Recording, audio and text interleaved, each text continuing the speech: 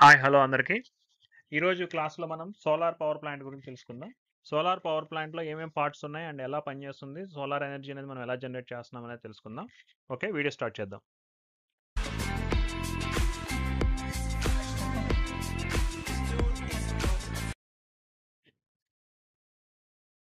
So ఇది మీకు నేను సోలార్ ప్యానల్ని క్లోజ్గా యానిమేషన్లో చూపించే ప్రయత్నం చేస్తాను. అండ్ సోలార్ ప్యానల్లో ఏమేమి ఉంటాయి పార్ట్స్, సోలార్ ఎనర్జీ అనేది ఎలా జనరేట్ అవుతుంది అనేది మీకు ఈ యానిమేషన్ ద్వారా నేను క్లియర్గా ఎక్స్ప్లెయిన్ చేసే ప్రయత్నం చేస్తాను. సో చూడండి, ఒకసారి క్లోజ్గా జూమ్ చేసి చూపిస్తాను మీకు. సో సోలార్ ప్యానల్ని మనం జూమ్ చేసినప్పుడు ఇక్కడ మీకు సోలార్ సెల్స్, పీవీ సెల్స్ అని ఏదైతే అంటున్నాం, ఫోటో వోల్టాయిక్ సెల్స్ అంటాం. సో ఈ ఫోటో వోల్టాయిక్ సెల్స్ మీకు ఏదైతే లైక్ బ్లూ కలర్ లాగా కనపడుతున్నాయో ఇక్కడ స్క్రీన్ మీద, అవి ఒక్కొక్కటి ఎలాగా మనం డిజైన్ చేస్తాం అనేది మీకు కనపడేది ఏంటంటే సిలికాన్ బార్ అన్నమాట. సో ఈ సిలికాన్ బార్ ఎక్కడి నుంచి వస్తుంది, ఎలా మ్యానుఫ్యాక్చరింగ్ చేస్తాము అని అంటే, మనకి శాండ్, క్వార్జ్ అండ్ రాక్ మెటీరియల్స్తో మనం ఈ సిలికాన్ మెటీరియల్ని తీసుకుని దాన్ని మనం ఒకే బార్ లాగా కాకుండా స్లైస్ లాగా చేస్తాం. చూడండి, స్లైస్ చేద్దాం ఇప్పుడు. సో ఒక్కొక్క స్లైస్ ఏదైతే అది ఉందో 1 mm థిక్నెస్ అరౌండ్ ఉంటుంది అది.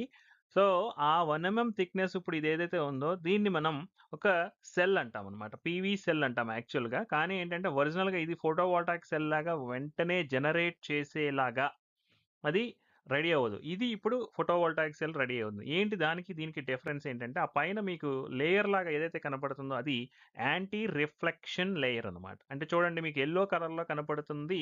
ఎంతైతే సోలార్ ఎనర్జీ పైన ఫార్మ్ అవుతుందో అది మొత్తం అంతా కూడా రిఫ్లెక్ట్ అవ్వకుండా యాంటీ రిఫ్లెక్షన్ లేయర్ అనమాట. బ్లూ కలర్‌లో కనపడుతుంది.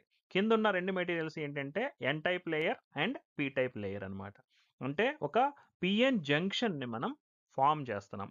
ఈ సోలార్ సెల్‌లో ఏం జరుగుతుంది, కింద పీఎన్ జంక్షన్ ఫార్మ్ అయింది. అక్కడ పైనున్నది యాంటీ రిఫ్లెక్షన్ లేయర్. బాగా గుర్తుపెట్టుకోండి.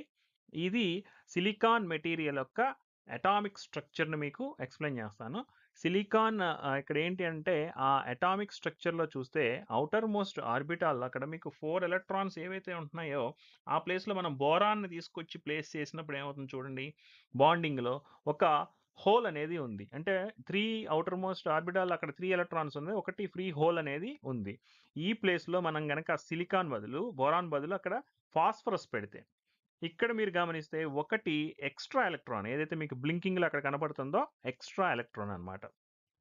అంటే ఈ రెండిటి మెటీరియల్స్ కాంబినేషన్‌లో మీరు అబ్జర్వ్ చేసిందేంటంటే, బోరాన్ అండ్ ఫాస్ఫరస్‌లో ఒక చోట హోలు అండ్ ఒక చోట ఎక్స్‌ట్రా ఎలక్ట్రాన్ ఉండడం జరిగింది. దీని వలన ఏమవుతుంది అనంటే, బాండింగ్‌లోకి వెళ్ళిన తర్వాత సరౌండింగ్ సిలికాన్ మెటీరియల్స్‌లో బాండింగ్‌లోకి వెళ్ళిన తర్వాత మనకి అక్కడ ఆ ఫార్మేషన్ అనేది, అంటే ఫ్రీ హోల్స్, ఫ్రీ ఎలక్ట్రాన్స్. ఇక్కడ చూడండి, లేయర్స్ లాగా మీకు చూపించినప్పుడు N type layer, P type layer, మధ్యలో డిఫ్యూజన్ అంటాం.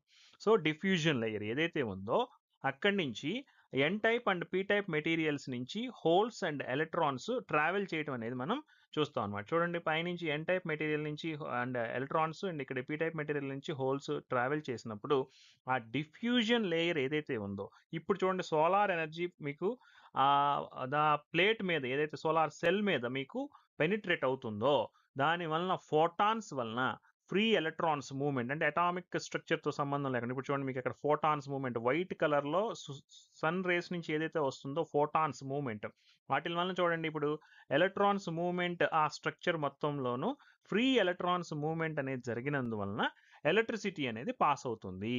ఈ ఎలక్ట్రిసిటీ అనేది ఎలా పాస్ అవుతుంది అంటే, వన్ సింగిల్ డైరెక్షన్లో ఉంటుంది. నథింగ్ బట్ డైరెక్ట్ కరెంట్ అనమాట. డీసీ కరెంట్ అనమాట అక్కడ మనకి జనరేట్ అయ్యేది.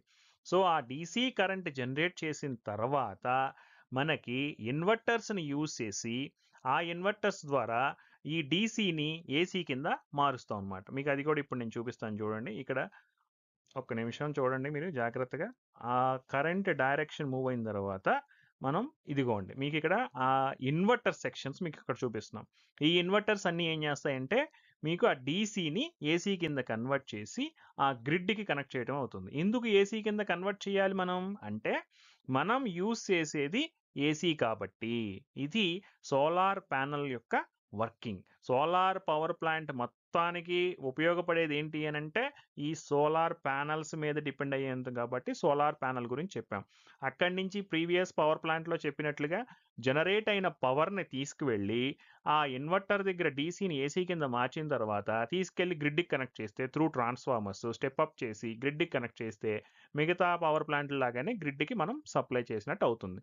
This is the major explanation part about solar power plant. Okay, ఇక్కడ సోలార్ పవర్ ప్లాంట్ లేఅవుట్ చూపించడం జరిగింది. ఇంకా అడ్వాంటేజెస్ అండ్ డిసడ్వాంటేజెస్ విషయానికి వస్తే ఫస్ట్ అడ్వాంటేజెస్ చూద్దాం. Solar energy can reduce your homes electricity bill. So electricity bill తగ్గుతుంది డెఫినెట్గా. Solar panels have low maintenance cost తక్కువ. Solar energy can generate electricity in any climate. So solar ఎనర్జీకి ఏంటంటే ఒక light energy అనేది వస్తే సరిపోతుంది కాబట్టి ఆ లైట్ ఎనర్జీ సోలార్ సన్ నుంచి వచ్చే ఏదైతే ఆ ఎనర్జీ ఉందో ఆ ఎనర్జీ ద్వారా ఫోటాన్స్ ఎప్పుడైతే వెళ్ళినాయో సోలార్ సెల్ మీదకి అక్కడ ఆటోమేటిక్గా ఎలక్ట్రిసిటీ అనేది జనరేట్ అవుతుంది కాబట్టి ఏ క్లైమేట్ కండిషన్లో అయినా సరే మనం జనరేట్ చేయొచ్చు. కాకపోతే ఏంటంటే క్లైమేటిక్ కండిషన్స్ నుంచి ఎఫిషియన్సీ వేరే అవుతూ ఉంటుంది. Solar energy is a renewable energy source and reduces carbon emissions. అంటే పొల్యూషన్ ఫ్రీ అనమాట, ఏ పొల్యూషన్ ఉండదు సోలార్ ఎనర్జీ యూస్ చేస్తే. ఎందుకంటే మనకి చక్కగా న్యాచురల్గా మనకి సూర్యరశ్మి అంటే సోలార్ ఎనర్జీ అనేది సన్ నుంచి వచ్చే న్యాచురల్ ఎనర్జీ కాబట్టి దీనివల్ల అసలు ఎటువంటి పొల్యూషన్ ఉండదు అనమాట. అది ఒక major advantage solar power plant నుంచి. Solar power can get you money back through solar renewable energy credits. ఇప్పుడు నవేడేస్ ప్రజెంట్ ట్రెండ్లో మనకి సెంట్రల్ గవర్నమెంట్ నుంచి కొన్ని ఫండ్స్ కూడా ఇస్తున్నారండి. సోలార్ పవర్ ప్లాంట్ మన ఇంటి పైన కనుక పెట్టుకుంటే మనమే మన ఇంటికి కావాల్సిన సోలార్ ఎనర్జీ యూస్ చేసుకుంటూ అండ్ మనమే ట్రాన్స్మిషన్ వాళ్ళకి ఎదురు మనం ఇవ్వచ్చు అనమాట. మనం అలా ఇచ్చిన ఎనర్జీకి వాళ్ళు మనకి అమౌంట్ కూడా పే చేస్తారనమాట. అది రానున్న రోజుల్లో బాగా పాపులర్ అవబోతుంది. Next, homes with solar panels install can improve home value.